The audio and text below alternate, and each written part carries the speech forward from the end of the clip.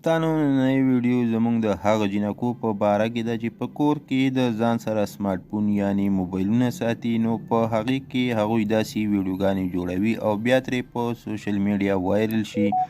نو ملګرو نن مو د ټول معلوماتو نه خبروم. ویډیو را سره تر اخره پورې وګورئ. کوم ملګري چې زموږ په چینل کې نوي دي او زموږ چینل یې نه سبسکرایب کړی نو مهرباني وکړئ زموږ چینل در سره سبسکرایب کړئ او خوا کې ورسره د ټلۍ نشان ووهئ چې داسې معلوماتي ویډیوګانې درته په اسانه در رسي. سلامونه دوستانو، نننۍ ویډیو زموږ د هغه جنکو په باره کې ده چې کومې جنکۍ په کور کې موبایلونه ساتي او بیا په سوشل میډیا باندې د هغو نه څه داسې ویډیوګانې وایرل شي چې د هغې پکې ټول حیا عزت بې عزته شي. داسې یوه ویډیو چې د بدنامو جنکو ویډیوګانې دي تاسو سره یې هم شریکوم چې تاسو هم له دغه معلوماتو نه خبر شئ. دوستانو عموما چې نن سبا ټول خلک په کورونو کې موبایلونه ساتي، خو ځینې خلک داسې هم دي چې د خپل ځان مشهورولو دپاره په کور کې د خپلو ښځو نه ریکارډینګونه کوي او بیا یې په سوشل میډیا اپلوډ کوي. چې تاسو به داسې ډېرې ویډیوګانې لیدلې وي چې خلکو ورته خپل یوټیوب چینل یې جوړې کړي دي چې په دې طریقه پیسې ګټي. خو دوستانو